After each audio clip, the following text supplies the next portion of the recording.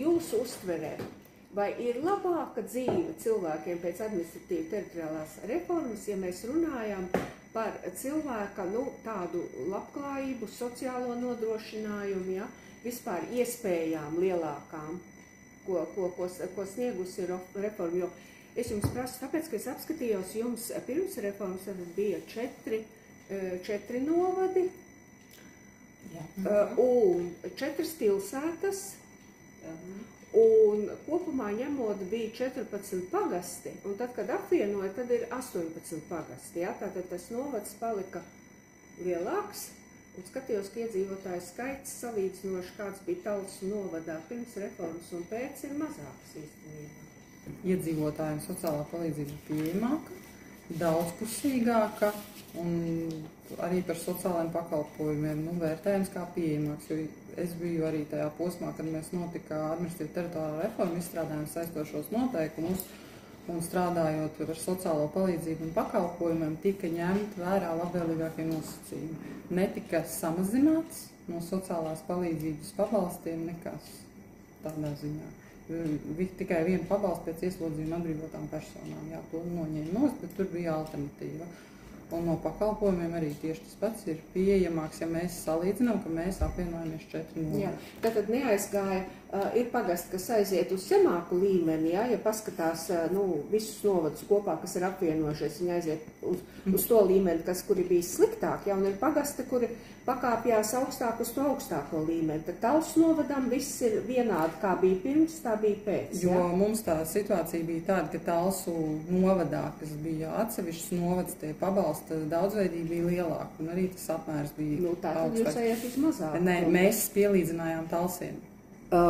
Man ir jānoturās, lai es nesāktu raudāt, tad, kad es jums, jūs man prasīsiet vairāk, lai es to atstāstītu. Un tas patiešām ir ļoti bēdīgi, kam cilvēki ir spiesti iet cauri. Un īpaši grūti ir tiem cilvēkiem, un man ir konkrēts gadījums par konkrētu ģimeni, un sieviete ir manā vecumā, kas rūpējas par senioriem. Ja Rojas novadā viņai bija viens pieturs punkts, kur viņa vērsās pēc palīdzības, viņai bija pieejami uz vietas, viņa dabūja palīdzību gan kā aizdot palīgi ierīci, lai cilvēks vispār var pārvietoties. Tad šogad citam ģimenes senioram meklējām, ja nevar saprast, ko var dabūt, tad, kad var dabūt, tas maksā lielas summas, lai to vispār saņemtu, ir jābrauc vai no uz Vaivariem, vai no uz Liepāju, lai no Ventspils dabūtu šurp, tas ir tās milzīgas izmaksas, sajūt par dziļu birokrātiju, apmulsumu, ilgs laiks, kas paiet, lai to saņemtu, un arī pūles, kas ir, un rindās, kas jāstāv. Es šobrīd neiedziļināšos sīkāk, bet es pati patiešām biju pārsteigta, cik dramatiskas situācijas piedzīvo cilvēks tad, kad viņam ir vajadzība. Kamēr neko nevajag, viss ir labi, bet tiklīdz sāk vajadzēt, un tās atšķirības, es šeit nedzīvoju pirms 10 gadiem, es citēšu, ko man saka cilvēks, reizē ar lāsmu nomira sociālais atbalsts. Kā jūs uzskatāt tās izmaiņas? Izmaiņas ir mainījies saistībā ar pabalstiem, jo tiešām šī pabalstu daudzveidība ir tā kā, palikusi tiešām lielāka, plašāka un arī naudas summās rēķinot tā ir lielāka, bet saistībā tieši ar šo pakalpojumu nodrošināšanu uz vietas tā ir kļūsi sliktāka. Nav arī šis prevencijas darbs, un tiešām tur nebūtu nav vainīgs ne sociālais dienests, ne sociālā dienesta vadība, bet vienkārši esam spiesti strādāt uz to, lai apkalpot likumu. Likums nosaka to, nosaka šo. Protams, klāt vēl nāk visi šie birokrātiskie šķēršļi, un iedzīvotājiem, kas ikdienā nav saskarē ar pašvaldības darbu, viņam tas vispār nav saprotams. Jūs runājat par likumu par pašvaldībā vai to sociālās, vispār? Abus likumus, jā. Bet tad, kad bija atsevišķi, mēs bijām kā novads atsevišķi, tad ļoti, ļoti strādājām uz prevenciju. Jūt tas cilvēcīgais moments, kas saskarsmes moments cilvēkiem. Jā. Teiksim, invalīdu biedrībai seniori saka, mēs esam arī viņiem radījuši tādu vietu, kur sapulcēties kopā. Pateicoties arī ar mūsu sadraudzības pilsētu, tur ir izveidota ārzemēs Valdemārs Vīka, ja? Tur ir izveidots arī šis stūrīts, kur ir iespējams kulinārijas nodarbības un dažādas citas nodarbības. Un vienkārši tā saite bija ļoti, ļoti īsa. Atnāk seniori, saka, ziniet, mums tur vajag apmācības, mēs tur gribam tur kulinārijas nodarbības. Nav problēma, uzrakstam projektiņu, ja? Nav, mums nebija ne šis garais iepirkuma ceļš, ja? Nu, nekas tur tāds. Uzreiz varam šo iestartēt kaut kur ar projektiņu, dabūt finansējumu, palīdzēt senioriem invalīdiem. Tieši tāpat arī saistībā ar dažādām palīdzībām ģimenēm. Un tā ļoti, ļoti daudz mēs strādājam tieši uz šo prevenciju arī un liekot tiem cilvēkiem, kas saņem šos pabalstus, liekot pašiem strikti līdzdarboties. Bija pat arī mums sadarbības tajā līgumiņā iekšā punkts, ka viņiem obligāti ir jābūt mazdārziņam. Ierādījām mazdārziņu. Protams, arī šajā situācijā radās gudrinieki, kuri saka, es dzīvoju Rojas vienā galā, man uz turieni jābrauc, tā kā tur tos gurčus sēt vai burkāns sēt, ja. Caur sociālo dienestu un palīdzības fondiem dabūjām riteņus, iedevām riteni, tev nav iemesls sēdies uz riteni, brauc kaplēt savu dārstu, ja. Kā ir ar to alkoholismu, narkotikām un tam līdzīgi? Tur laikam nevar sasaistīt reformu pirms vai reformu pēc. Tas, kā ir bijis, tā noteikti tāpat arī ir. Bet kas mainījies varbūt ir jūsu darbā? Vai jūs redzat kaut kādas izmaiņas? Kamēr es jūsos klausījos, man momentā ienāca prātā viens joks. Tas ir no policistu redzes loka, ka tiklīdz atvērās robežas ar Eiropas Savienību, mums palika vieglāk, viņiem grūtāk, jo mūsu mazie zaglēni un bandītēni aiztraucās uz labākiem medību laukiem. Lūk, tad katras pārmaiņas mums rada gan sašūpotu esošo situāciju, bet mēs jau tā nevaram uzreiz pateikt, kas tieši ir iemesls, kāpēc ir tā, kā ir. Jā, tas ir tāds sasāpējis jautājums, un es viņu biežāk dzirdu par to, ka kādi tie bērni ar katru gadu arvien trakāk. Trakāk ir tāpēc, ka mēs ar katru gadu paši attālinamies no jaunās paaudzes. Man vecākais dēls, kad pirmos 10 gadus jau viņam nebija telefons, jo vienkārši tāds nebija izgudrots un nebija pieejams, lai viņi vispār būtu. Jaunākais dēls pirms skolas arī viņu nelietoja, jo viņam arī nebija. Tagadējie bērni, ko mēs redzam, viņi vēl knapi ir piedzimuši, ka tiklīdz viņš ir spēja dabūt to mazo ierīci, un reizēm, kad kāds cits grib no viņa tikt vaļā, viņam iedod, un skaidrs, ka tās bildītes pat kaķiem patīk, ka viņas tur lēkā. Un tātad, kopš mūsu sabiedrībā ir ienākusi aukle TikToks, aukle YouTube, aukle jebkas cits viedierīce, mums ir jāsaprot, ka šī atbildība tiek dalīta ar šo nepersonu. Ne jau visi jums ir turīgi bērni tur. Un kā jūs redzat, piemēram, tajā nodrošinājumā, telefonu tur vienam tāds, otram citam vispār varbūt nav telefonu. Kā tas ir? Ļoti labas, to es uzskatu par labu ziņu. Tad, kad es meklēju, kurš man varētu pastāstīt no iekšienes, kas ir masturīgais, trūcīgais. Labā ziņa, ka man bija ļoti grūti, un es pat nedabūju zināt, tas nozīmē, ka datu regula strādā, man tiešām nav jāzina kāds, kuram ir šis finansiālais stāvoklis. Labā ziņa, es pa lielam to neredzu. Es tiešām neredzu, un tā ir laba ziņa. Par samariešiem runāt, ja? Šeit arī ir tas, ka mēs tā kā ļoti, ļoti attālināmies. Jo arī nemaz nebija tik viegli Rojas iedzīvotājiem nodrošināt šo samariešu pakalpojumu. Jo mēs viņiem sakam, ziniet, mums tur ir 20 klienti, viņi saka, mēs tagad izrēķinām to, mums tomēr tas nav izdevīgi, jo izmaksas ir ļoti liels, jo jūs neatrodaties ne Kultīgā, ne Rīgā.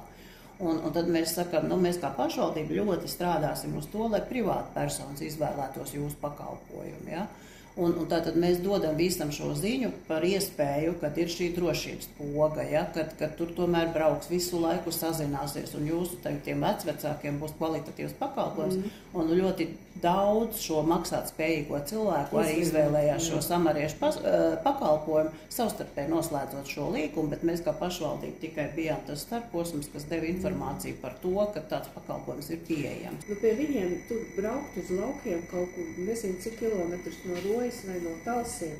Nu, kā jūs jūsu sociālajie darbinieki tur dodās ar šitām Tieši tā arī mājām? dodās, jā. Tieši tā arī dodās pie cilvēkiem uz mājām. Šie cilvēki pie mums nebrauc. Situācijas, kā mēs arī sastopam šos cilvēkus, ir arī, kad pasniegs nododas ziņu, ir, kad kāda tāda informācijas saņemam, jo mums jau nav tādas datu informācijas sistēmas, ka mēs redzam, kurš kur dzīvo, ja, vai kurš ir viensētā, vai kurš ir vientuļš. Nu, šī ir tā informācijas saņemšana. Arī puslīdz braucot, piemēram, pie citiem uz mājsaimniecībām, tā arī darbinieki nonāk pie pārējiem. Cik bieži? Nu, tad, kad viņi brauc apskatīt, ja kas saņem informāciju, tad uzreiz. Bet kā tas ir, nu, kā viņi saņem informāciju, kā viņiem paziņot tam cilvēkam vajag šajā brīdī viņam vajag, jo tas cilvēks nezina, ka būs regulāri tajās un tajās dienās. Informācijas saņem tā, kad es saku, ir tā pirmā ziņa, piemēram, no pasnieka. Nu, tas nav tik vienkārši, sociālais darbs jau nesaistās ar parunāšanu, arī tikai tad aizbrauc sociālais darbinieks, tad vērtē. Tad arī pēc tam vienojās, izvērtē šīs vajadzības. Ja ir aprūpe mājās, es saku atkal, cik bieži brauks aprūpe mājās, tas ir viss saistīts ar aprūpes līmeņiem. Tā ir tāda dokumenta. Cik vispār ir tie aprūpes? 4, ja? Jā. Un augstākais ir, tas ir viss smagākais. Ir 4. aprūpes līmenis, jā, ja ir šīs vienas cilvēks ir kokņums. Nu, mēs tā sakam, tad šis ir, ja ir tāda viena sēta, un tas ir tas gadījums, kad cilvēkam ir institucionāla aprūpe. Ja nav neviena tuvinieka, tad jau tur visu laiku jābūt klāt. Nu, tāpēc ir institucionāla aprūpe, tas ir pansionāts. Nu skaidrs, jāvedus. Diemžēl, jā. Jo šobrīd tās situācijas ir, viņas ir smagas cilvēkiem, veselības ir tādas, kādas viņas ir, teiksim, sliktas. Šis ir viss saistīts ar medicīnas pieejamību, kā tādu. Tajos pētījumos, ko es lasīju, tur visi pašvaldību vadītāji saka, ka bērni nerūpējas par saviem veciem vecākiem. Kavē maksājumus vai nemaksā pansionātos, jā, neredz, kas ar viņiem notiek mājās, ja viņi vien paši kalpuši. Jūs piekrītat tam? Daļai jā, jo ir izbraukuši arī šie bērni. Bērniem, kāpēc arī noteikti izvairās, tā ir finansiālais aspekts. Nu, bērniem ir arī tie pilngadīgiem bērniem ienākuma līmenis ir, kāds viņš arī ir šajā brīdī, bet mēs vienkārši arī aicinām šos bērnus, lai mēs varam sakārtot dokumentāciju, aicināt viņus izvērtēt sociālajā dienestā. Jūs paši meklējat bērnus, nevis viņi jūs meklē? Nē, mūsu bērni ir ļoti reti gadījumi, kad mūsu meklē. Šausmas vispār. Tad rakstam vēstules. Mums primāri jau, protams, kas ir pats būtiskākais, lai bērni izvērtētu arī savus ienākumus, jo ministra kabineta noteikumi nosaka to kārtību, kas notiek tālāk. Bet izvairās no tādām situācijām. Mēs esam invalīdu biedrība, apmēram ap 110 cilvēki, kas mums ir, kas mums biedrībā ir. Bija ļoti labs atbalsts un viss. Līdz šim momentam, kad pievienoja mūsu Talsie, situācija bija uzreiz tāda ļoti noslēgta, un mēs, protams, cīnījāmies. Mēs saucām savus lielos visus priekšniekus no Talsiem, izpilddirektoru. Jā, bija visi pēc kārtas. Un saprat to situāciju, izstāstījām, kāda mums bija iepriekš situācija, kāda mums bija kāda attieksme pret cilvēkiem ar īpašām vajadzībām. Pavisam bija, viņi ieklausījās mūs un atbalstīja. Līdz šī gada, līdz šim gadam. No šito gadu mums pagaidām nav nekāda atbalsta. Tas ir atbalstīja, finansiāli atbalstīja, piešķīra biedrībai? Biedrība, jā.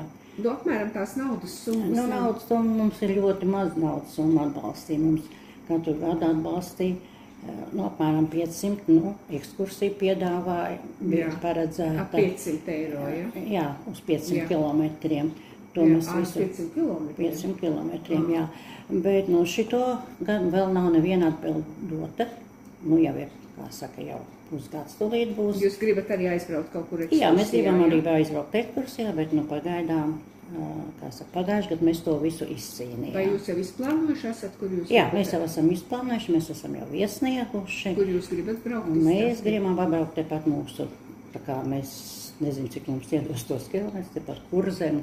Kuldīgu izskatu, kā saka, kuldīgu un tepat tās apkārt, lai, jā, gribētos tālāk aizbraukt viss, bet, protams, tas viss ir ļoti liels šķēršļi.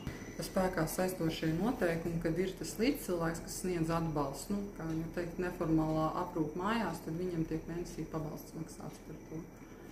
Tam cilvēkam, kas palīdz, kas palīdz tam cilvēkam. Parasti ir tā, ka cilvēks, kuram ir nepieciešams tas atbalsts, viņš iesniedz iesniegumu, un tad viņš norāda, ka to naudu vajag pārskait tam palīdzēt. Bet viņš nav sociālais darbinieks, vai kā? Nē, tie nav sociālai darbinieki, ir šobrīd cilvēki, kas saņem šo te pabalstu, viņi ir bijuši aprūpētāji, kas sniedz to atbalstu, mums Dundagā tāds, daudz šo te mērķgrupas pārstāv. Un ir vienkārši cilvēki, pazīstami ģimenei pietuvināti. Šo te pabalstu arī cilvēkiem maksā, kuriem ir garīgi rakstura traucējumi, un tad šie cilvēki pieņem pazīstami tikai. Arī savai pazīstamajā vidē, un kas viņiem sniedz to atbalstu. Bet tur nav tā, ka vienam cilvēkam, piemēram, ir 6 aprūpējumie, viņš ieskrien pie viena 15 minūtes, pie otra 15 minūtes, pie trešā, jo tie darbinieki jau Latvijā ļoti trūks tādu, kas... Tas pabalsts, kas ir, tas ir tā ļoti individuāls. Viņš strādā ar to cilvēku. Ar vienu cilvēku. Ar to, jā, Dundagā, es šobrīd nevarēšu pateikt, viņai ir vairāk par vienu noteikti, bet tas ir, kas notiek ar Sarkano krustu aprūpētājiem, ir, ka tam aprūpētājiem ir vairāk šie te klienti. Protams, noteikti senioru viedoklis ir, kad ir, kas vēlās, lai pieņemsim nevis ir tiešais darbs, piemēram, nevajag varbūt tik ļoti uzkot man šodien istabas, kā viņš grib to sarunu veikt, bet mēs bijām arī braucām un novērtējām arī pakalpojumu reizi gadā, runājot ar cilvēkiem, apmierinātība ir augsta ar to